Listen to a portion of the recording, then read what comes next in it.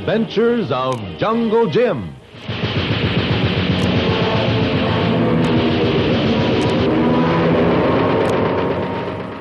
The Adventures of Jungle Jim is based on the characters in the action pictures of the same name in the Comic Weekly.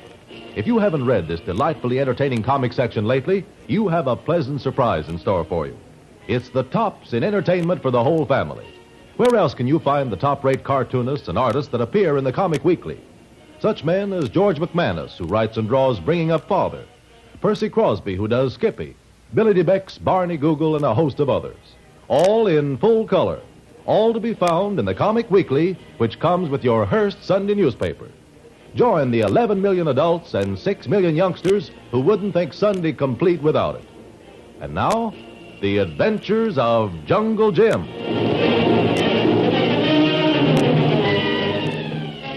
Jungle Jim Bradley was wounded pretty seriously when he was shot by the Nazi spies that he captured in the new laboratory. And Mr. Murchison rushed Jim off to a hospital for treatment.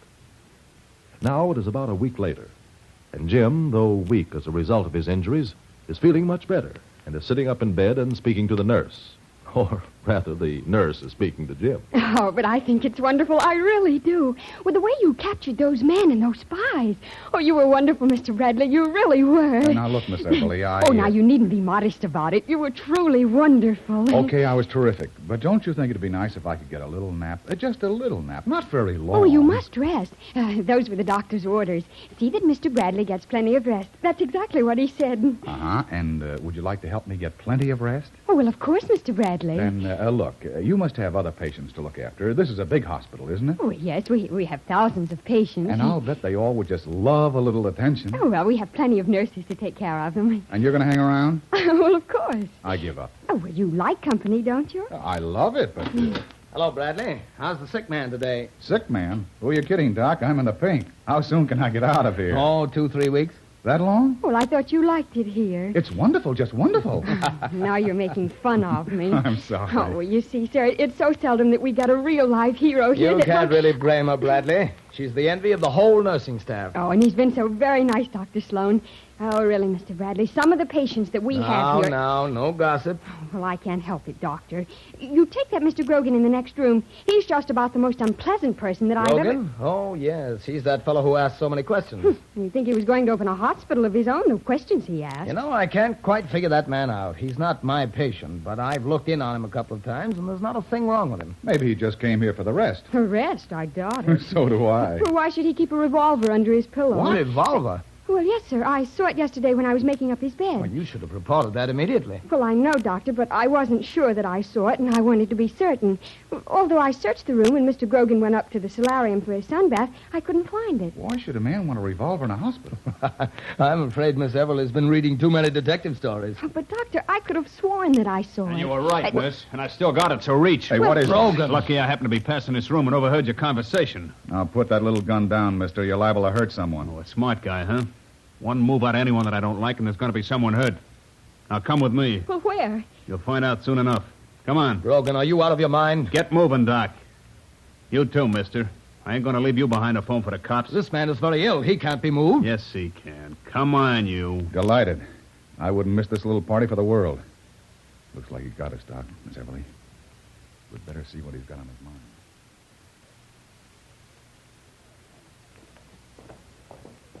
Well, where are you taking us? This is the lower basement of the hospital. Keep walking, sister. There's only one thing kept down here that you'd want, Grogan. What's that, Doc? Radium. Radium. That's right, mister. Over $100,000 worth. Don't be a fool, Grogan.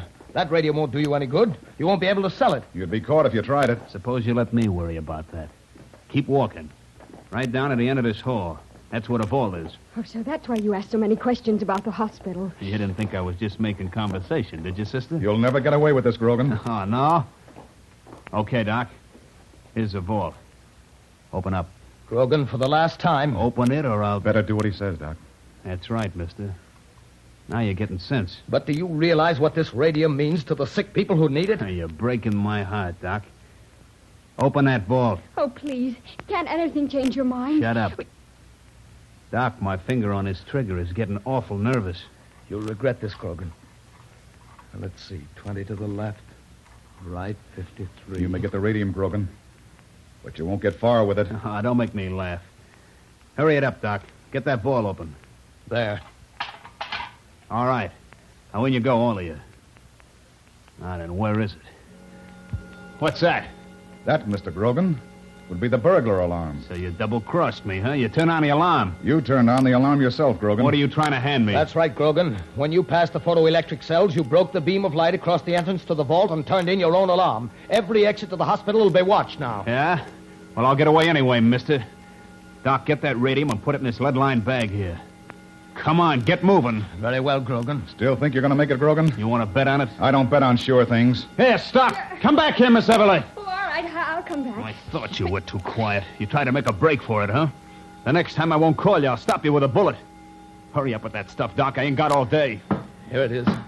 You better be careful. This is pretty dangerous stuff. I know. Come on, drop it in this bag. Now then, pick up that phone there and call the main office. Tell them I'm coming out the front entrance and they better not try to stop me. And you think they'll do that? I know they will. Because if they don't, you and this nurse here are going to die. You're both coming with me. Now go ahead and call, Doc, and make it important. Hello. Main desk. Dr. Sloan calling. Yes, from the radium vault.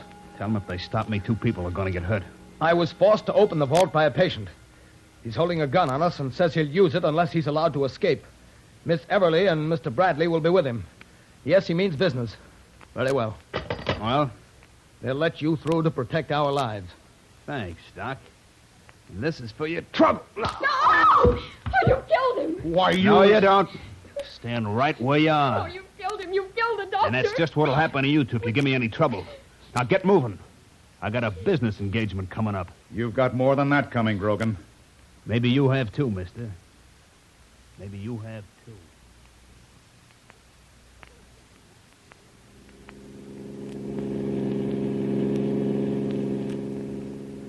We seem to be heading out into the country. Where are you taking us? To a little hideaway of mine, sister. I'm keeping you two around for company until I get this deal settled. And then? And then, as much as it's going to grieve me, we're going to have to part. Oh, you'll let us go then? Go? Oh, no, sister. You see, I don't like witnesses. Get out. This is my little hideout. I hope you like it.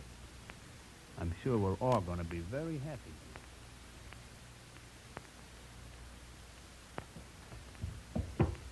Mr. Bradley? Mr. Bradley? Yes? Got the ropes off yet? Not yet, but I'm working on them. The ones on my hands are loosening. Well, please hurry.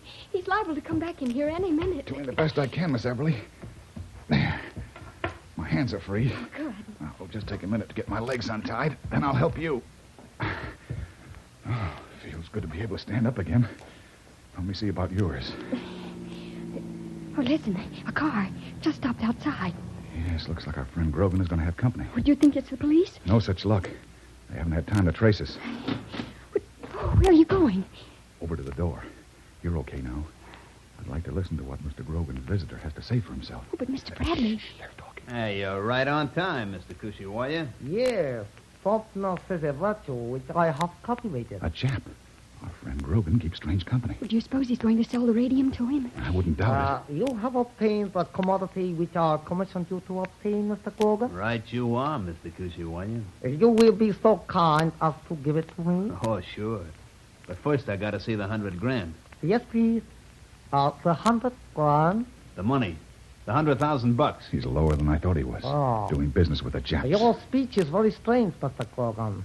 But I understand you would like the money first. Now you're talking sense. You got it? Of course.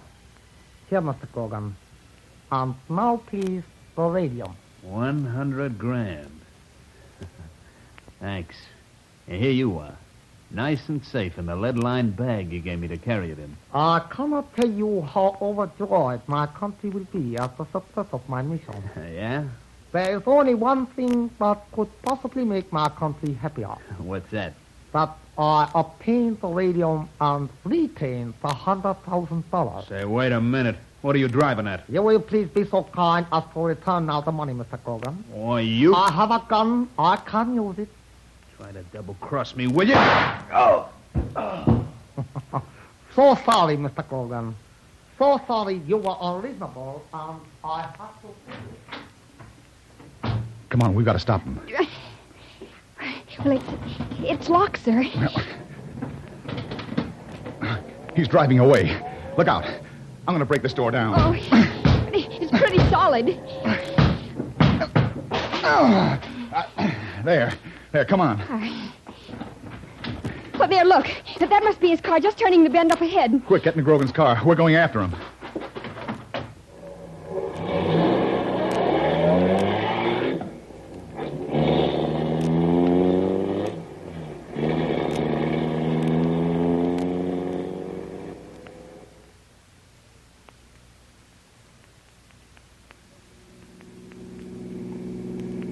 There's the car up ahead. Yeah, no doubt about it. That's a Jap driving it, all right. Well, what are you going to do? I'm going to pull up even with him and force him to the side of the road. Oh, please be careful. Remember, he's got a gun. Don't worry. Lucky he doesn't suspect we're following him. I'll blow the horn so he'll think we're just trying to pass him. Oh, look. He's pulling over to let us pass. Don't stare at him or he'll get suspicious. Now, hold on. All right. Pull over to the side. Pull over. What? Pull over, I said. What I thought you said. Oh, so you want to play rough, do you? Hold on, Miss Everly. We're going to crash him. All right, you. Climb out of that car with your hands up. Good morning, Mr. Bradley. How are you feeling this morning? Not so good, Miss Everly. Oh, well, I thought you might want to read the morning paper. I just want to rest, Miss Everly. How's Doc Sloan doing? Oh, well, fine, just splendid. That crack he got on the head just turned out to be a minor concussion after all. Oh, but Mr. Bradley, please, wouldn't you like to see our pictures? Look, we're all over the front page. It says, hero comes through again. Miss Everly. In spite of being wounded and ill, Jim Bradley, known to most as Jungle Jim, succeeded at the risk of his own life in capturing... Miss Everly, please. Oh, please, sir, wait a minute. This part is about me. In the company of Miss Elsie Everly of the General Hospital... I give up. Jungle Jim Bradley, in a wild automobile chase, forced the car of the Jap off the road